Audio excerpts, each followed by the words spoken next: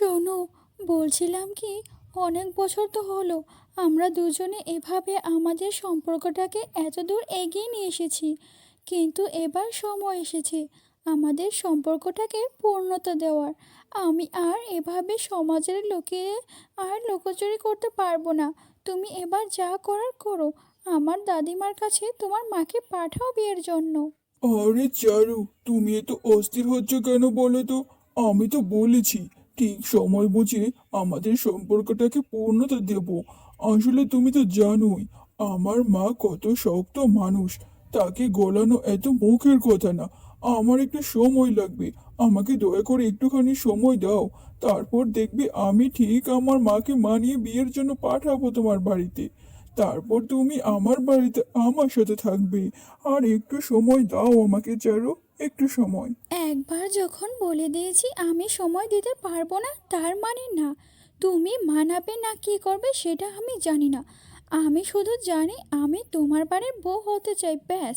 তুমি তোমার মাকে মানাও বা না মানাও, না হলে চলো আমরা দুজনে বিয়ে করে নিই। তারপর না হয় সবাই দেখবি ঠিকই মেনে নিয়েছে। আচ্ছা ঠিক আছে, তুমি যখন এত নাছোড়বান্দা হয়েছ তবে তাই হোক। কালকে ঠিক সকালবেলা তুমি আমার সাথে চলে এসো।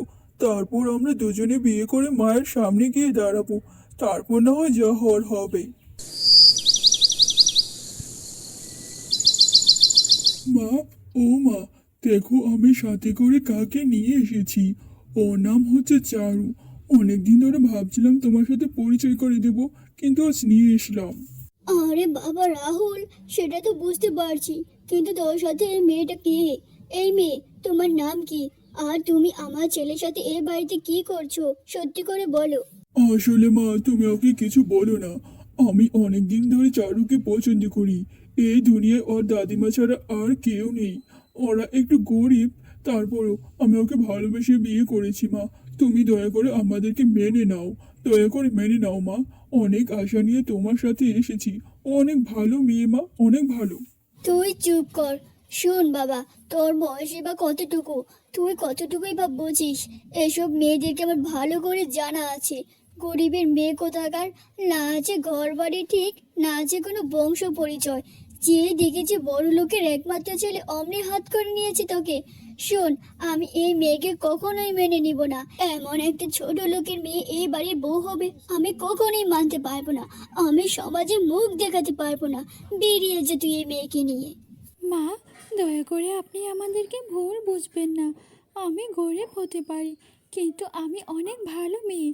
দেখবেন আমি আপনার আর আপনার ছেলের অনেক ভালো খেয়াল রাখবো। দয়া করে আমাকে তাড়িয়ে দেবেন না মা। আমাকে আপনার মেয়ে হিসেবে মেনে নিন মা, দয়া করে মেনে নিন। শুধু আমার ছেলের কথা ভেবে আমি তোমাকে এ বাড়িতে আশ্রয় দিচ্ছি, কিন্তু ভুলেও আমার বৌমা হওয়ার চেষ্টা করবে না। তুমি এই বাড়িতে চাকরানির মতো থাকবে, মনে রেখো কথাটা। আর শোন খোকা, তুই যদি আমাকে মা হিসেবে ভালোবাসিস, এই মেয়েকে এই বাড়ি থেকে তাড়িয়ে দিবি বলে দিলাম। আমি চাই না সমাজে আমার মাথাটা কাটা যাক লজ্জায়। যাক বাবা, শেষমেশ আমি তোমার বউ হয়ে গেলাম। শোনো না, আজকে না দাদিমার কথা আমার খুবই মনে পড়ছে। বলছিলাম কি, আমাকে যদি একটি দাদিমার বাড়িতে নিয়ে যেতে, এক পলক দেখেই চলে আসতাম। দাদিমাকে ছাড়া তো কখনো একা থাকিনি। আজকে খুবই মনে পড়ছে। একটু নিয়ে যাও না গো আমায় আমার বাড়িতে। শোনো চারু, তোমাকে এ বাড়িতে বউ করে নিয়ে আসার পরে আমার মা এমনিতেই অনেক কষ্ট পেয়েছে। তুমি ভুলেও আর ওই গরিব বাড়িতে যাওয়ার চেষ্টা করো না। তুমি এখন এ বাড়ির বউ। তাই আমি চাই তোমার আগে যাদের সাথে সম্পর্ক ছিল সবাইকে ভুলে যাও। আর তোমার দাদিমার বাড়িতে গেলে আমার সম্মান অনেকটা ছোট হয়ে যাবে। তুমি ভুলেও এই বাড়ির বাইরে যাওয়ার চেষ্টা করবে না, বুঝলে?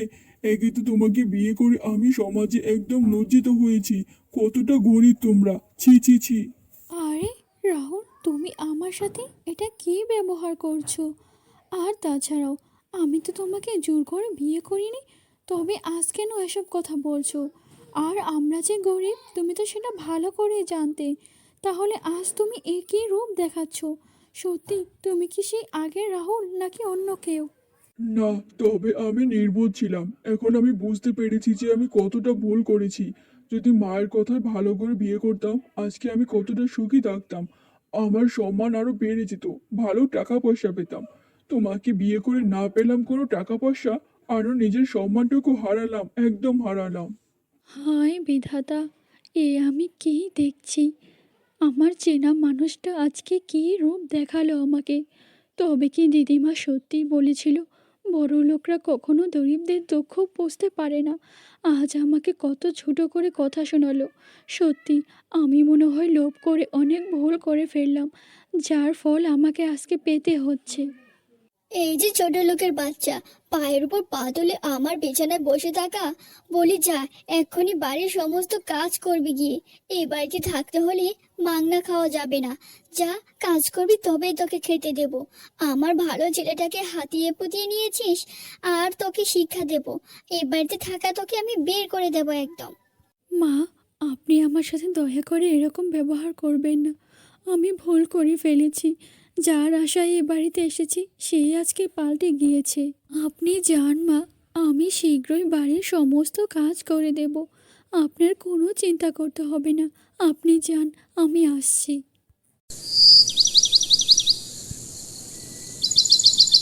দিদি ভাই, ও দিদি ভাই, আমার চারু, কোথায় গেলি রে দাদু ভাই? আয়, দেখ আমি এসেছি তোকে দেখতে।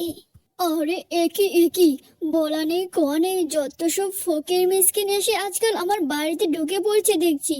ও, ঢুকবেই না বা কেন? আগে তো আমার ছেলে একটা মিসকিনকে ঘরে তুলেছে, আর তার সাথে সাথে এবার বাকি মিসকিনও পথ ধরেছে। আমার কপালই খারাপ, কি একটা বউ ঘরে এনেছে যার কিনা কোনো জাতপাত নেই। আরে দিদিমা, তুমি কেমন আছো? তোমার কথা যে বড্ড মনে পড়ে, কিন্তু তুমি এখানে কেন এসেছো? আমি অনেক ভালো আছি। তুমি দয়া করে এখান থেকে চলে যাও, চলে যাও দিদিমা। কেন এসেছো এই বাড়িতে? আর অভিনয় করিস না দিদি ভাই, তুই যে কত ভালো আছিস সেটা আমি এ বাড়িতে ঢুকেই বুঝতে পেরেছি। তোকে ছোট থেকে বড় হতে দেখেছি, তুই কখন ভালো আছিস আমি সেটা বুঝি রে ভাই।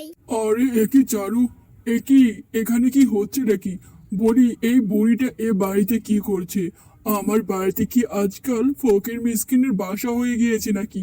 চারু, তোমাকে না আমি সাবধান করেছি তোমার আগের সব সম্পর্ক বাদ দিতে? তাহলে এই গরিব বুড়িটা কেন আজকে এই বাড়িতে এসেছে সেটার জবাব চাই। তোমার তো দেখি খুব সাহস হয়েছে, আজ দাদি নাতনি দুটোকে এ বাড়ি থেকে বের করে দেবো আমি। চুপ করো, দয়া করে তোমরা চুপ করো। আমাকে তো যথেষ্ট অপমান করেছো। দয়া করে আমার দিদিমাকে আর ছোট করো না। আমি এ বাড়ি থেকে বের হয়ে যাচ্ছি। আমারই ভুল হয়েছে, অর্থের লোভে পড়ে তোমাকে বিয়ে করা। আমি চলে যাচ্ছি। তোমরা সুখে থেকো তোমরা। চল দিদি ভাই, তোর এমন কষ্ট যে আমার আর সহ্য হচ্ছে না। সময় হলেও যে তুই এদের ভুলটা বুঝতে পেরেছিস তাতে আমি খুশি। চল। হ্যাঁ হ্যাঁ, যান। এই অলৌকিক মেয়েটাকে নিয়ে আমার চোখের সামনে থেকে এক্ষুনি চলে যান। আমি আমার রাহুলকে আবার বড় ঘরে বিয়ে দেব। এমন গরিব ফকির মেয়ে আমার মোটেই চাই না। চল বাবা, তুই এর জন্য মোটেও মন খারাপ করিস না। তোকে আমি অনেক সুন্দরী ভালো করে বিয়ে করাবো। যা বলছি এখন তোরা এখান থেকে। দিদিমা, তোমার কাছে ক্ষমা চাওয়ার মতো মুখ আমায় নেই। যদি আমি লোভে না পড়ে ওই বড় লোক ছেলেকে বিয়ে করতাম, তাহলে আজকে এই দিন দেখতে হতো না।